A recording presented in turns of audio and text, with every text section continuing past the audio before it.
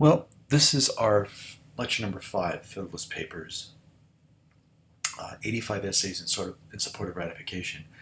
Now, generally we look at 10, 51, and 78, and that's why 10 and 51 are uploaded to Google Classroom for your edification. Um, uh, I need you to read them. Especially 51 has the closed reading version, which I think is really good. It's got 5 questions, and it gets to the essence of what 51 is about. And so you should take a look at it. So again, let's review the issues between the Federalists and the Anti-Federalists, the things that you will argue about when you debate in a week or so. Again, the Anti-Federalists, small farmers.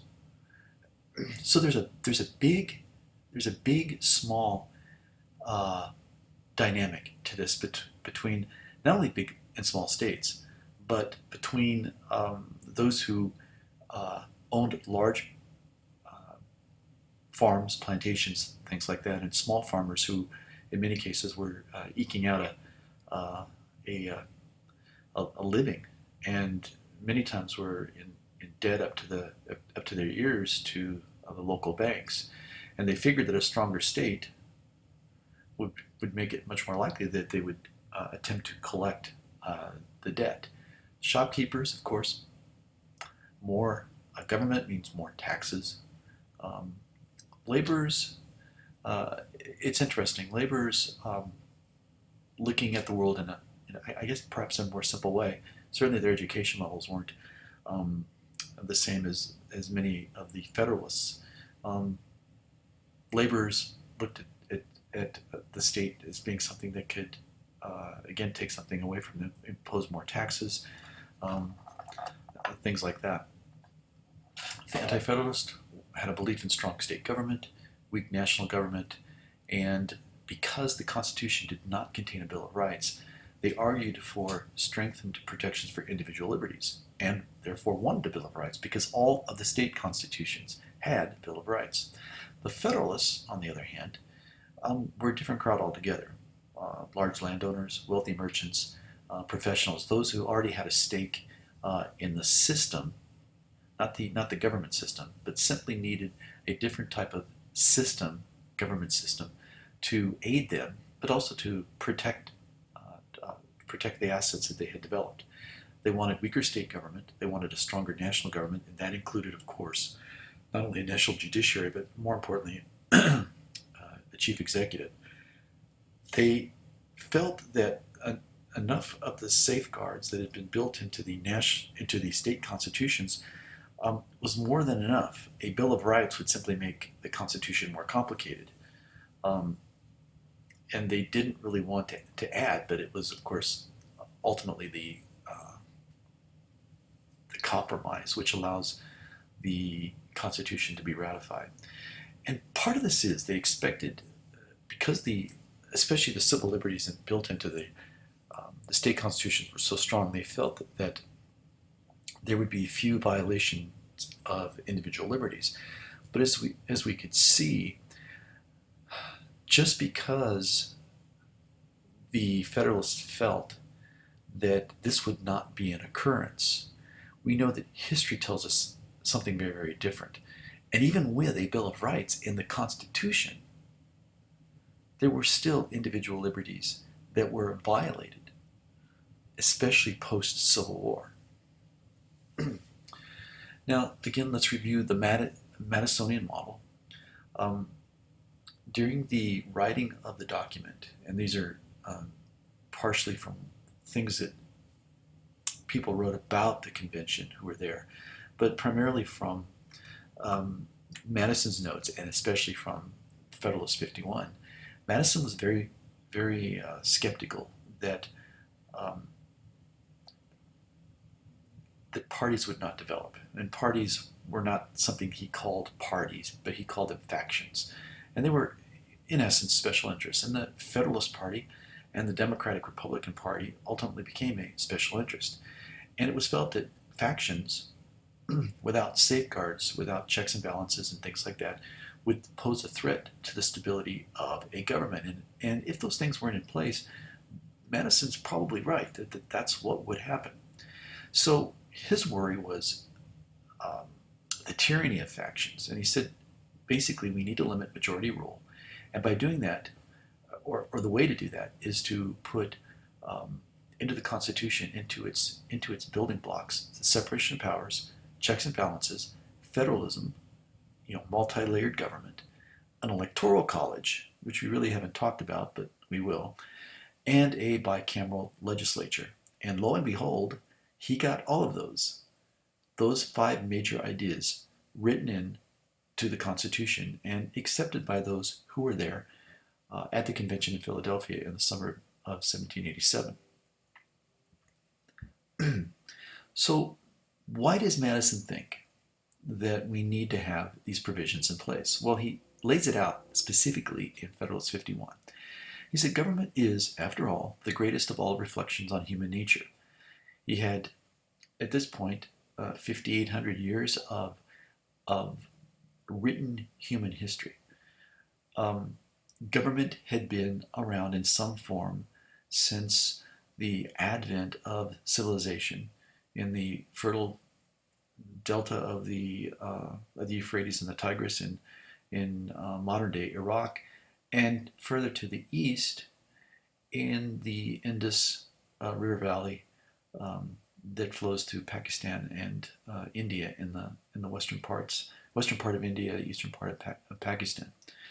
And he said, if men were angels, no government would be necessary. If angels governed men, no controls on government would be necessary, but men govern men. It's just like Marxists thought that if the proletariat could seize the power from the elite, and each would contribute to society based on what they needed to give, and then would take what they needed to survive. It's a very what's the word I'm trying to think of? It's a very uh, unrealistic. Maybe in an alternate universe, men would act like angels, and women, of course, but they don't. And when people don't value things, they take, which Marx never recognized greed as being a major problem in communism, but it certainly is. Men and women are going to act in self-interest, and so therefore you need safeguards in place to keep people from going too far. Hence, separation of powers, checks and balances, federalism, electoral college, bicameral legislature. And those are the security measures that he talks about. So he says, so security measures are necessary to control the abuses of government. Boy, was he right. Because when those things aren't in place, when we look at other governments from around the world, and their institutions, their internal institutions are so weak, a strong man, or in some cases a strong woman, but primarily a strong man, will gain power. And those institutions are so weak, they fall by the wayside. And the government becomes a tyrannical dictatorship, exactly what Madison would have predicted would have happened to the United States government if we had not put these safeguards in place. So again, revisiting the Madisonian model, you should know this by heart. The legislative branch, executive branch, judicial branch, that is not federalism, remember. But these are the branches of government. Each branch has specific powers not enjoyed by the other two. Each of them interplay with each other, the checks and balances part. So we can see that here, presidential nominations, executive branch nominates, Congress, or usually the Senate, ratifies or approves, and so on and so forth. It's in your book, it's here. You should pretty much know most of the tools that each of the branches have, in not only the powers that they have, but also the blocking actions that occur from checks and balances. So Federalist Papers, number 10 and number 51, we have to ask three things. What was Madison's reasoning behind this? Well, probably already he's thinking, we came here, we were supposed to amend the Articles of Confederation.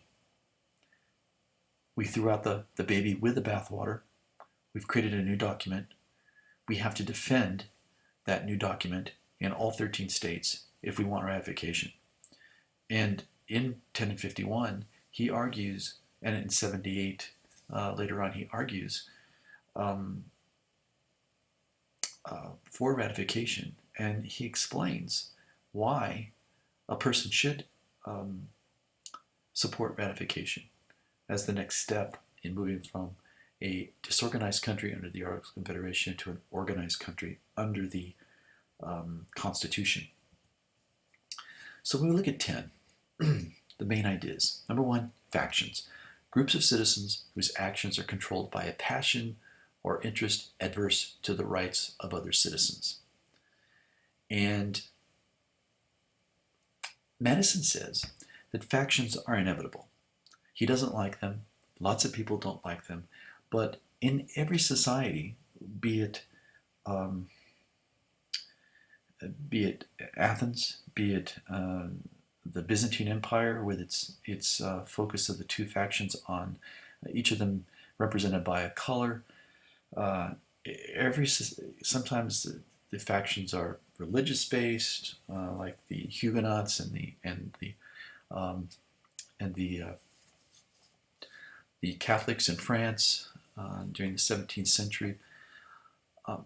Those are just three of many, many, many examples. And already, if you were to predict what the factions would be in the United States, there would be the wealthy class. Otherwise, if they're Federalists, they became the Federalist Party. And then there was the small farmer, the small businessman, the very small businessman, and others who are represented by people like Thomas Jefferson, not at first, but later on. And they became the Democratic Republicans, and then they dropped the Republicans and became just the Democrats. And the Republicans reappear as a name and as a party in 1852. The second idea is that property ownership divides society into groups with different interests and concerns. And therefore, that what he's saying here is most of the time, most of those who are wealthy will evolve into a party that represents their interest. Those who are small farmers or small businessmen will evolve a party or develop a party which represents their interests.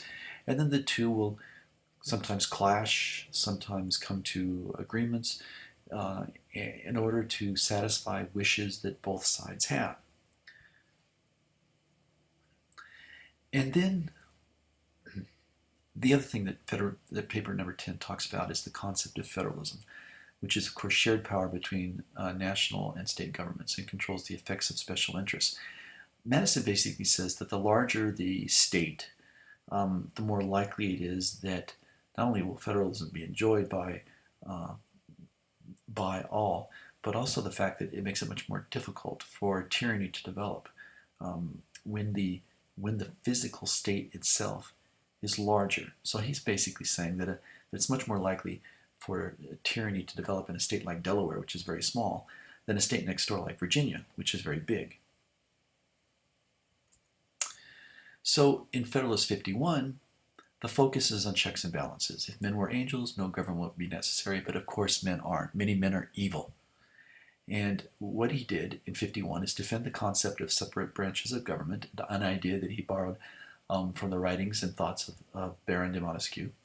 And he also defended the concept of a bicameral legislature. Most of the legislatures in the colonial period were not bicameral, they were unicameral. This was, of course, the only way that you could satisfy the interests of the small states and the large states. The House, theoretically, was supposed to be the more popular or the more representative of the average American at the time, whereas the Senate was more removed, perhaps from the political process, and with 6-year terms were less likely to be buffeted by political events that might be red hot for a while, but then kind of dissipate later on. Whereas the House always has to respond to those kind of political dynamics. So he said basically the House of Representatives was necessary to tie part of Congress to the people. It becomes the voice of the people because they have to face election every 2 years with the shorter terms, smaller districts. Rather than focusing on statewide, they focus on a smaller geographical area. All laws that deal with taxes start here, and what we mean by that is all revenue bills have to originate in the House, and no taxation without representation. And that's why in today's world, the House Ways and Means Committee is one of the big committees in the House of Representatives. There is no Ways and Means Committee in the Senate. So those are the major ideas of Federalist Paper 51. So the Articles of Confederation, again, were a Confederate government, and that Confederate government gives all the power to the states, and we call that, in today's parlance, decentralization. Parlance means in today's language. And since the 1980s, there has been a battle in U.S. politics for decentralization, a return of power to the states. That's been one of the focuses of the Republican Party since the arrival of the Reagan administration in 1980. But we know the four major things that were problematic with the Articles. No power to tax. No power to tax means no ability to raise revenue to run itself. No executive branch. Really, a council of 13 states, all with one vote. Obviously, that's difficult. 3, no power to regulate interstate commerce. 13 different trade policies, which obviously not only drove Americans crazy, American business could not develop with all of these conflicting commercial policies by the different states, but also drove our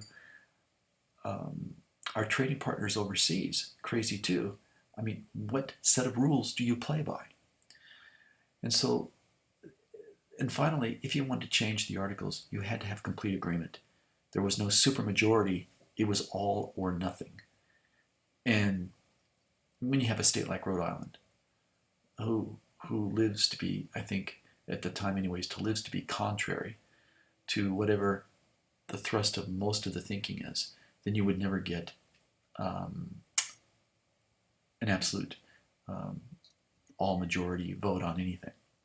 So the Constitution solved the problem. The power to tax is now given to the national government, and the state governments still have it, and local governments still have it. But at the time, the focus is on the national government. Prior to this, no power to tax. No, how do you support an army? How do you support a government? Well, now they have that. There is now an executive branch. There is within the Constitution, the power to regulate interstate commerce is given to the national government, and that is further solidified by the Gibbons v. Ogden decision by the court in, I think, 1819, which said, yes, the federal government is in charge of interstate commerce. And now, if you needed to amend the Constitution, you had to get 2/3 of both houses of Congress and 3/4 of the states to agree. That's a very difficult benchmark, but it's doable, and it has been done 27 times. It has been done 27 times. It's remarkable over 230 years that we average amending the Constitution to once every 27 years we had an amendment. I think that's pretty darn good and pretty darn impressive that the formal way of amending the Constitution is held in high regard. And so therefore the Constitution, which is changed quite often, is done informally through changes in laws and how the courts interpret certain problems and things like that. But we really only add amendments to the Constitution when the subject matter is of utmost importance. So we look at this Federalist Paper number 10, the main idea. Blank are inevitable and need to be controlled. That should be an easy one for for students of your caliber. It's the F word, right? Yeah, I said it. It's the F word. The concept of blank, which divides and shares the power between the national and state governments. Gee, another F word. I'm really on a roll tonight, aren't I? So we know the main idea is factions or special interests are inevitable but need to be controlled. And the concept of federalism, shared power between the national and state governments to control the effects of tyranny. Federalist 51, the main idea, obviously checks and balances. If men were angels, no government would be necessary, but we know men aren't. Too many men and women are evil. It defends the concept of separate branches of government. It defends the concept of a bicameral legislature. The blank of blank is necessary to type part of Congress to the people. Of course, that's the House of Representatives.